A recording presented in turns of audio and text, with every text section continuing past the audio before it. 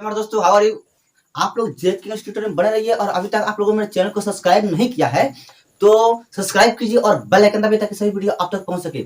मेरे दोस्तों, अगर वीडियो आपको अच्छी लगी, आपको पढ़ना अच्छा लगा तो आप लोग लाइक कमेंट और सब्सक्राइब जरूर कीजिए और इसको शेयर भी कीजिएगा। मेरे दोस्तों, आज आपके लिए कहा हम प्रेजेंट इंडेफिनिट टेंस, यानी इसको सिंपल प्रेजेंट टेंस भी कहा जाता है।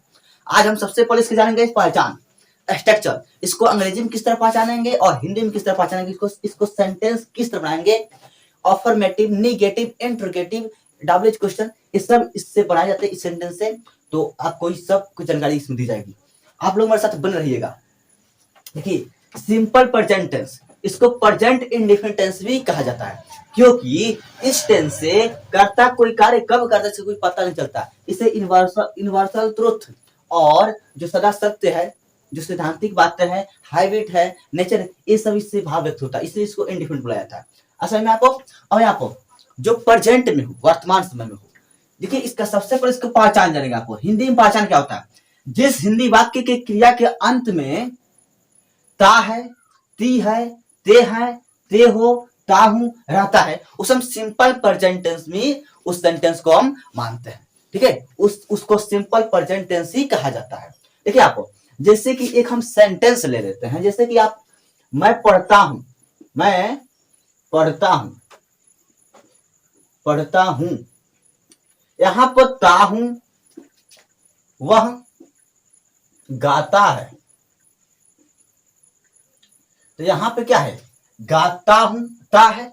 तो इस तरह के जो सेंटेंस होते हैं तो इसका हिंदी का पहचान होता है। अगर आपको हिंदी में अगर आपको दे दिया जाता सेंटेंस तो आपको उसको पहचानेंगे कैसे कि कौन से टेंस में है। तो इसका यही रूल होता है कि जिस हिंदी वाक्य अंत में, क्रिया के अंत में ता है, ती है, ते हो, ताहू रहता है, उसको हम सिंपल प्रेजेंट टेंस समझ जाते हैं। ठीक है, अब मेरे दोस्तों आप इसको बनाएंगे किस तरह, इसका स्ट्रक्चर जानना जरूरी है हमको। तो स्ट्रक्चर इसका देखिए क्या होता है। इसका स्ट्रक्चर होता है, आप लोग मेरा स्ट्रक्चर इसको देख लीजिए। अभी मेरे दोस्तों देख लीजिए यहाँ पर, अब आप स्ट्रक्चर इसका होता है सब्जेक्ट प्लस V1 या V5 प्लस ऑब्जेक्ट। अब इसमें ये समस्या आती है कि किसके साथ V1 का प्रयोग होता है और किसके साथ V5 का प्रयोग होता है। तो मेरे दोस्तों देख लीजिए यहाँ पर, जब कोई सिंगुलर नाउन हो, जब कोई सिंगुलर नाउन हो या थर्ड पर्सन के सिंगुलर नंबर के क्या हो पर नाउन हो, जैसे ही, सी, इट, किसी वाक्य के सब्जेक्ट हो, ठीक है, तो उसके साथ क्या होता है, क्रिया में यस या यस उसको V5 बना देता है, उसके साथ क्या होता है, V5 का प्रयोग होता है। असल में जब कोई सिंगुलर नाउन हो या कोई singular pronoun he, she, it हो तो उसके साथ क्या करता है, क्रिया, उसके साथ क्या करता है, क्रिया V5 का यहाँ पर प्रयोग किया जाता है। मेरे दोस्तों इसको ध्यान रखिएगा।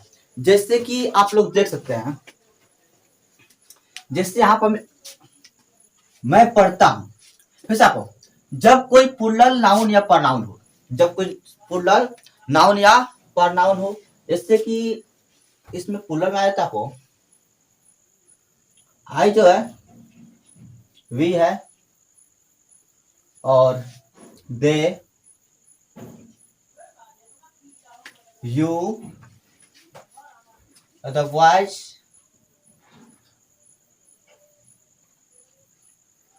ये सब सबका एक प्लूरल है। आई सिंगुलर होते भी सच प्लूरल वर्ब का प्रयोग होता है। ठीक है, आई सिंगुलर है, सिंगुलर प्रोनाउन है, लेकिन ये सिंगुलर होते भी इससे क्या था, प्लूरल वर्ब का प्रयोग होता है। मेरे दोस्तों देख लीजिए, जैसे कि हम एग्जांपल में आप ले लेते हैं कि मैं पढ़ता हूं, तो यहाँ पर एक क्या आई से होता है, आई पढ़ता हूं, आप प्रेजेंट इंडेफिनिट टेंस में है। लेकिन अभी हम बोले हैं जब ही, सी, इट हो उसके साथ क्या करता है, V5 का प्रयोग करते हैं। लेकिन यहाँ पर ही, सी, इट तो नहीं ना, कोई सिंगुलर नाउन नहीं है यहाँ पर, यहाँ पे क्या प्रोनाउन है, आई है, आपको आई भी सिंगुलर लेकिन साथ प्लूरल वर्ब का प्रयोग होता है। तो आप क्या करें, आपको रीड। अब चलिए, वह गाता है, वह गाता है। अभी हम बोले आपको जब कोई सिंगुलर प्रोनाउन हो, ही, सी, इट, तो उसके साथ क्या करता है, V5 का प्रयोग करता है, यानी क्रिया में यस या इस जुड़कर सिंगुलर V5 का प्रयोग बनाया जाता है। ठीक है, तो आपको ही, ठीक है, इसमें यस जोड़ते हैं। वह जाता है, वह जाती है, वह जाती है। जैसे आपको सी, लेकिन यहाँ पर ये क्या आपको सिंगुलर प्रोनाउन है, इसलिए आप क्रिया में यस जोड़ देंगे, गोज गोज सी गोज हो जाती है। तो इस तरह मेरे दोस्तों इस सेंटेंस बनाए जाते हैं। मेरे दोस्तों अगर आप टेंस जानते हैं, अगर प्रेजेंट इंडेफिनिट टेंस आप जानते हैं तो आपको इंग्लिश बोलने में आसानी होगी। मेरे दोस्तों अब चलिए आप कुछ और सेंटेंस ले लिए जाते हैं, जैसे कि आप देख लीजिए, आपको मैं राम कल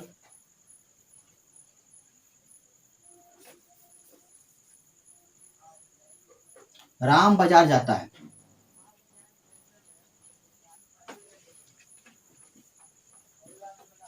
राम बाजार जाता है, तो यहाँ पर राम जो है यहाँ पे क्या सिंगुलर को यहाँ पर नाउन है। जब सिंगुलर नाउन हो और सिंगुलर प्रोनाउन हो, ही सी इट हो, तो उसके क्या करता है क्रिया में यस यस जुड़कर भी फाइव बना दिया जाता है। तो यहाँ पर राम है, इसका क्या कपो भी फाइव का प्रयोग होगा। तो यहाँ पर राम गोज टू मार्केट। अब देखिए अगर वही लोग तो यही लिखते हैं आप,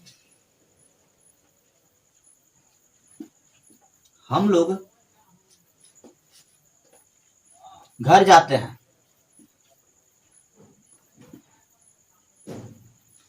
तो यहाँ पर वी, यहाँ क्या आपको ये प्रोनाउन जो प्लुरल है आपको, इसलिए आपको इसके साथ V1 का प्रयोग होगा आपको, यानी first form of verb, we go to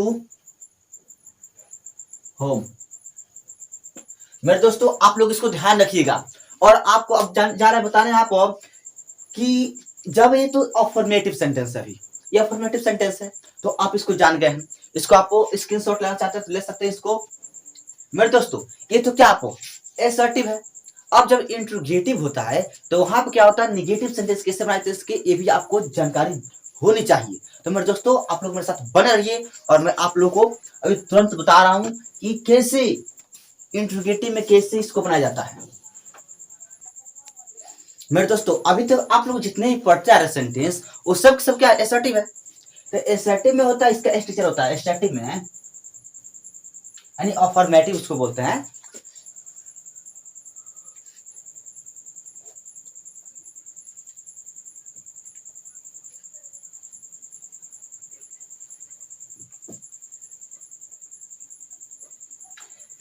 जो अफर्मेटिव सेंटेंस होता है उसमें होता है सब्जेक्ट प्लस V1 या V5 प्लस ऑब्जेक्ट यानी अदर वर्ड्स होता है, ठीक है। जैसे कि मैं पढ़ता हूं, वह मैं खाता हूं, ठीक है। तो इसमें जो है ये अभी हम बोले आप ना, जब सिंगुलर हो, जब प्लुरल हो आई वी यू दे ये सब जब हो तो इनके का तपो V1 का प्रयोग होता है। तो यहाँ पर आई इट इस तरह जाते हैं। वह जाता है, वह पढ़ता है, तो वहां पर ही, यहाँ पर क्या आपको थर्ड पर्सन का सिंगुलर नंबर है, इसीलिए यहाँ पर इसमें इसको V5 का प्रयोग होगा आपको, ठीक है। इसमें क्रिया में यस जोड़ देंगे आपको। यहाँ रीड होता है आपको, लेकिन इसमें यस जुड़ जाएगा क्योंकि यहाँ पर इसका सिंगुलर है, इसलिए यहाँ पर वर्ब भी यहाँ पर सिंगुलर होना चाहिए, ठीक है। तो यहाँ पर ये तो हो गया अफर्मेटिव, एसर्टिव हो गया। और यहाँ पर निगेटिव सेंटेंस में यह होता है कि यहाँ पर जो इसका स्ट्रक्चर होता है, निगेटिव सेंटेंस स्ट्रक्चर होता है, जो नेगेटिव सेंटेंस होता है उसका स्ट्रक्चर यही होता है कि देख लीजिए आप, जिसको तको सब्जेक्ट प्लस डू नॉट, यहां आप लिख देते हैं मेरे दोस्तों, यहां आपने सब्जेक्ट प्लस डू नॉट या does not plus V1 plus object. मेरे दोस्तों जब ये क्या होते हैं, निगेटिव होते हैं, क्या होते हैं, जब ये सिंपल प्रेजेंट टेंस जब निगेटिव होते हैं तो इसका स्ट्रक्चर ये होता है कि सब्जेक्ट डू नॉट या डज नॉट, जब थर्ड पर्सन का सिंगुलर नंबर हो जब ये थर्ड पर्सन का singular number he she it हो या कोई सिंगुलर नाउन हो, उसके साथ क्या था पो, इस सिंगुलर के साथ क्या था पो, डज नॉट का प्रयोग होता है। सिंगुलर प्रोनाउन जब सिंगुलर में हो, सिंगुलर नंबर में हो, ठीक है, जब सिंगुलर नंबर में हो नाउन या प्रोनाउन, उसका क्या था पो, डज नॉट का प्रयोग होता है। लेकिन वही जब यहाँ पर प्लूरल प्रोनाउन हो, प्रोनाउन नाउन या प्रोनाउन हो, प्लूरल नंबर हो, तो उसके साथ आपको डू नॉट का प्रयोग किया जाता है मेरे दोस्तों। लेकिन इसमें यही डिफरेंट होता है कि जो यहाँ पर इंट्रोगेटिव में, निगेटिव में V1 का ही प्रयोग होता है, इसमें V5 को भी, अब V1 का इसमें प्रयोग नहीं देखा जाता है, इसमें सिर्फ V1 का ही प्रयोग इसमें किया जाता है, यानी फर्स्ट फॉर्म ऑफ वर्ब का। लेकिन इसमें डू नॉट और डज नॉट में यही अंतर होता है कि third person singular number he she it और सिंगुलर नाउन के साथ क्या होता है, पर डज नॉट का प्रयोग होता है और बाकी सब साथ डू नॉट का प्रयोग किया जाता है। आइए जैसे कि मैं लिखता हूं, हम लोग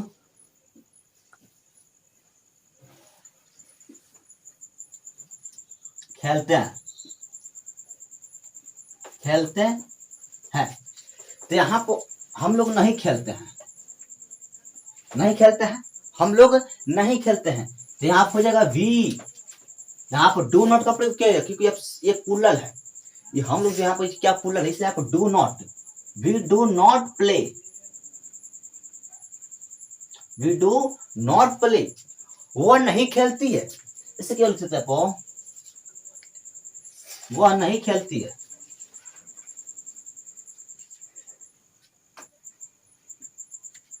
वो नहीं खेलती है, तो यहाँ हो जाएगा सी डज, यहाँ तब प्रयोग होगा आपको क्योंकि सिंगल है, सी डज नॉट, नॉट प्ले। मेरे दोस्तों इस तरह आप कभी नहीं भूलेंगे मेरे दोस्तों, आप लोग इसको ध्यान रखिएगा आप लोग हमेशा।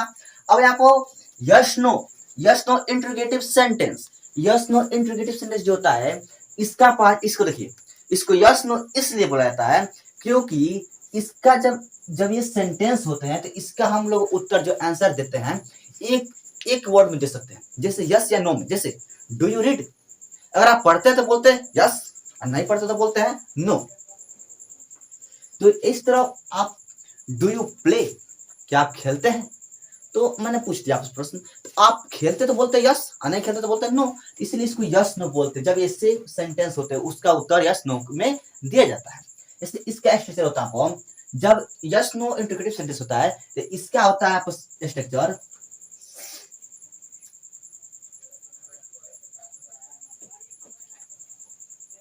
इसका स्ट्रक्चर होता है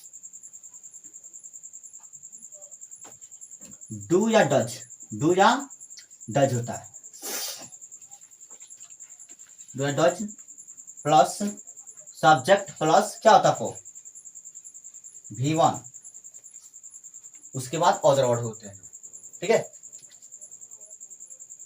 असल में इसका स्ट्रक्चर होता है सब, पहले डू होता है तब डू डज, जब इसको इंटीग्रेटिव में जब होता है तो डू डज को पहले किया जाता है, तब सब्जेक्ट, तब V1, इसमें V1 का प्रयोग किया जाता है, इसमें V5 का प्रयोग नहीं किया जाता है, इसमें V5 का प्रयोग नहीं किया जाता है।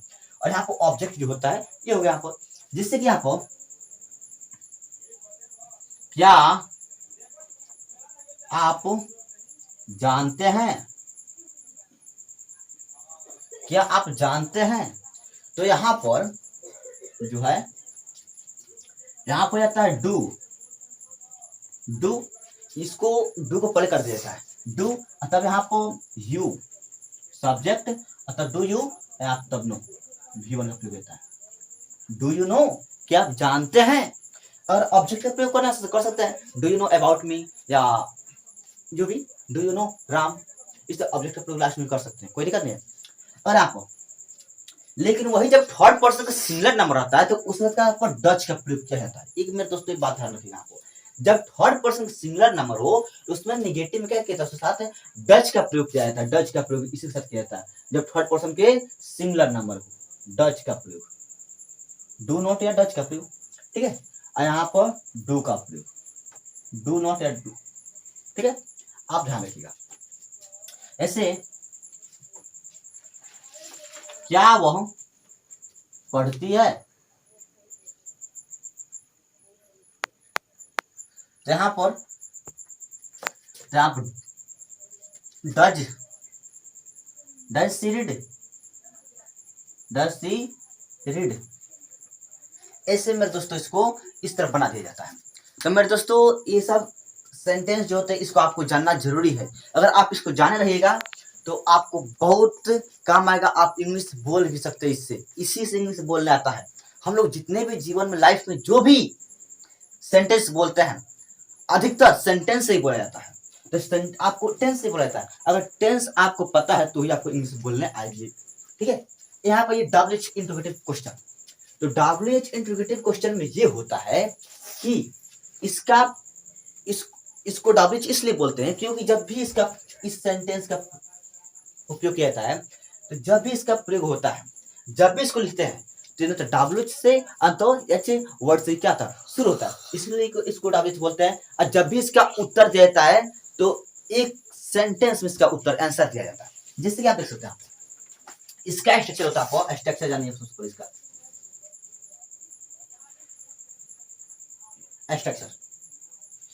स्ट्रक्चर इसका यही होता है कि WH वर्ड्स प्लस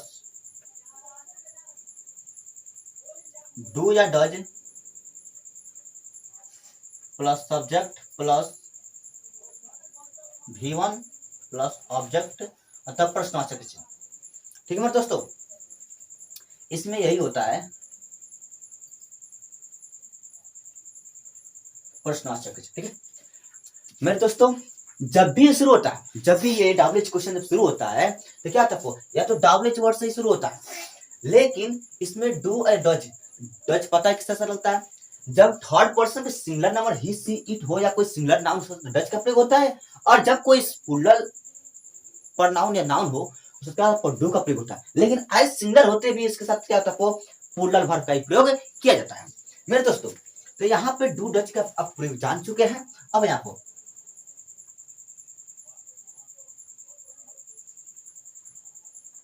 आप क्या पढ़ते हैं,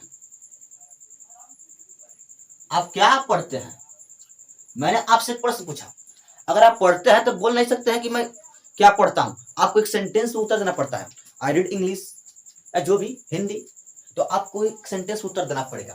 तो यहाँ पर जो होता है, तो यहाँ पर डू, तो यहाँ पर वाट, देखिए आप वाट डब्ल्यू शुरू आप ना, what do you read, what do you read, आप क्या पढ़ते हैं।